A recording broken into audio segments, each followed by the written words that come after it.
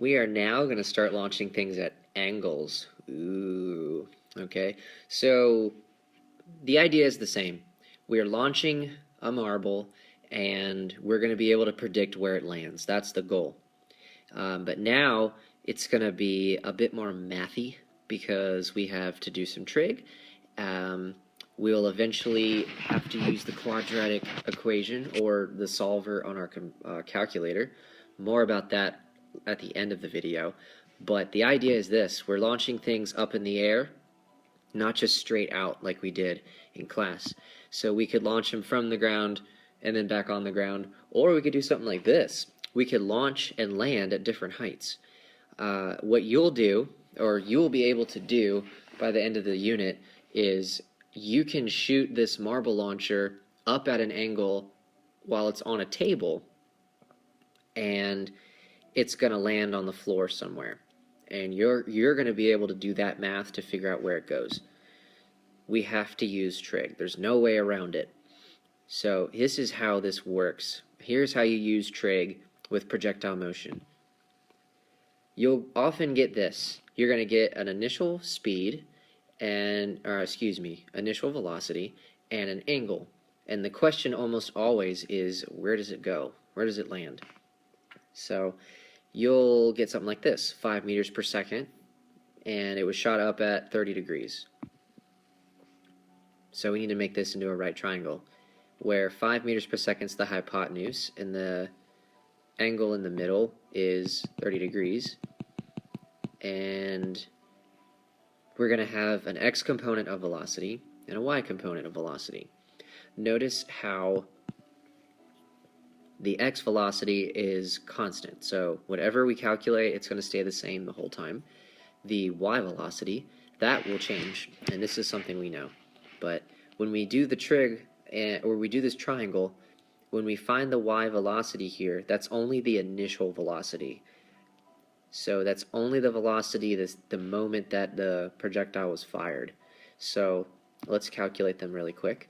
So we have to use the cosine for x, so we'll get 4.3, and you should notice that these are the same numbers we did in the last, we haven't done this yet.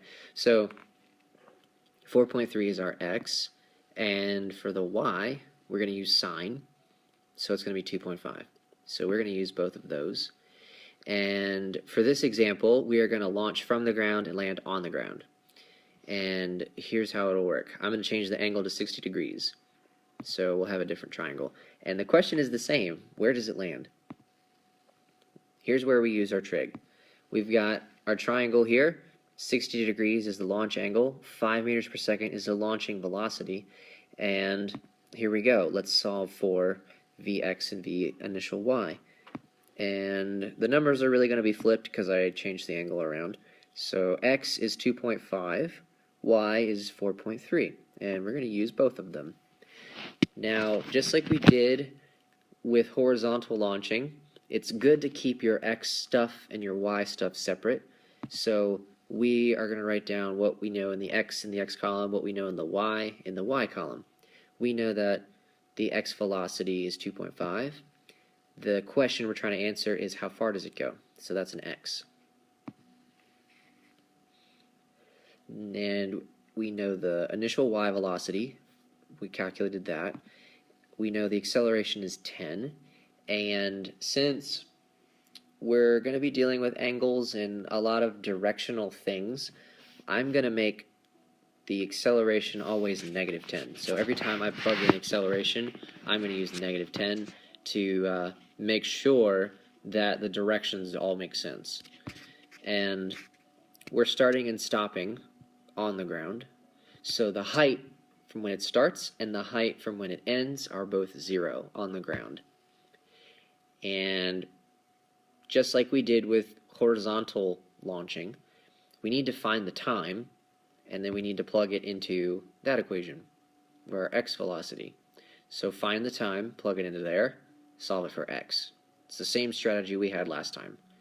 So here's how we find the time. We use the exact same equation, but not everything is going to cancel out. The final height is 0. initial height is 0. But this time we actually do have an initial velocity, and it's the y velocity. The right side of that equation looks the same, 1/2 times -10 t squared. And I'm going to simplify all that. So I'm moving 4t over to the left, and then I'm going to simplify the right side. So minus 5t squared. Let's get rid of the minus signs and rewrite that. So we have 4.3t minus 5t squared.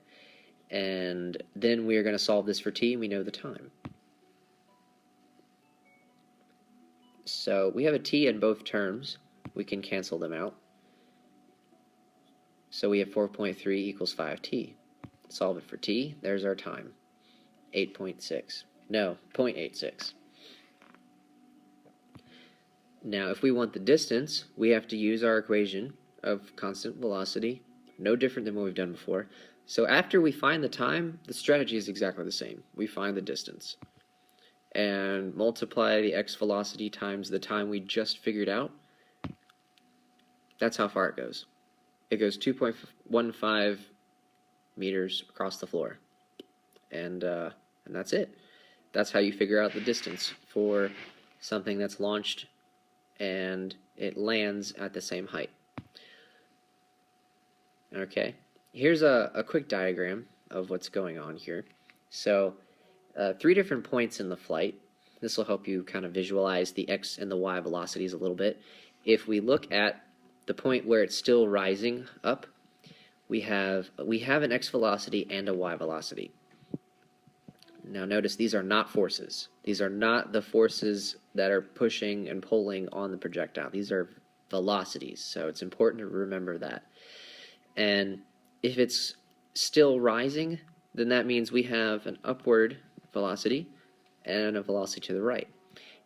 And then we get to the highest point before it comes back down. We're traveling only in the x direction. So if it's at the highest point and it's about to come back down, that means there's no upward velocity or downward velocity at that point. And at point C, it's going to be just like A, except we have a downward component of velocity. So instead of the velocity pointing up for y, it's pointing down. Okay. So now, yeah, but Mr. C, what about the time when they start and stop at different heights? So that's what we're going to figure out now. And it's only one small change, and that's it. One tiny change. We're going to use the same strategy and the same equations, but we're going to run into something you might remember from math from a while ago. Oh yeah, good question. What happens if they're at different heights? So here's what you will do in class eventually. Launch a marble with the marble launcher off the table at an angle. Put a cup on the floor where it's going to land. So we're going to figure out how to do this. Our example, we're going to use the same velocity and angle we did before. 5 meters per second, 30 degrees. Question is the same. Where do we land? Alright, let's start the same way. Let's do the trig. Find our x and y velocities. At this point it should be kind of routine doing all this trig. So I'm going to breeze through this. And in fact we have the same numbers, so we'll have the same velocities. 2.5 and 4.3. So, whoops. So 4.3, 2.5. Those are the ones we're going to use. So let's use them. Same strategy, find the time. And same equation. In fact, same equation. But we're going to run into a problem in a second. You may see where I'm going with this. If not, you will definitely see in about 20 seconds. So I forgot to tell you the height of the table. For this example, let's say it's 1.1 meters tall. Now, all I gotta do is plug everything in, solve for t. Easy enough. If it lands on the ground, our final height's 0. Our initial height is not 0, it's 1.1. That's our initial y velocity. We figured that one out. And we don't know time. Then I'm going to plug everything else in. I'm going to write it out simplified in the next part. So here's where you see the problem. You cannot solve for t here. There is no algebraic way to just divide and multiply to solve that for t. Crap. So we have to use quadratic equation. This is a quadratic equation. We're going to have to do something. You have two choices at this point. You could use the quadratic equation, or you can use your calculator. And yes, you actually can use this on a test or a quiz. You can use this even on the AP exam. I'm pretty sure. Don't hold me to that, but I'm pretty sure that's true. You can plug this in your calculator, plug that equation in, and then graph it, and then there are some functions you can use where it just calculates what the answers are. So we're going to use our calculator, or I'm going to use my calculator. I'm not going to plug this into the quadratic equation because it's long and it's gross and it's ugly and I don't like it. Calculators are a great thing. I'm going to use mine. And if you remember, with the quadratic equation, you always get two answers. And here are my two answers. So the time it takes for it to launch out of the marble launcher and hit the ground is either 0.7 seconds or negative 0.2 seconds. One of those is right, one of those is wrong. And I think it's pretty obvious which one is wrong. If I use the negative time, that means my answer will tell me that the marble will launch to the right and it will land somewhere behind it, which doesn't make sense. So the negative time doesn't make sense. We're going to use the positive one. So that's the time it will take. And from here, the steps are the same. We use the x velocity and multiply by the time. And then our distance is that. So if we launched it up at an angle, at that angle and that velocity, it'll go that far across the floor. So if this was your challenge, and I said, where will you put the cup on the floor to make the marble land in it? That's how far away it'll be. Okay, I'll see you in class, and we're going to start applying this, and eventually we will do the marble launch, and you will get to try this again. It'll be a little bit more suspenseful, and I think it's going to be pretty cool. All right, I'll see you in class.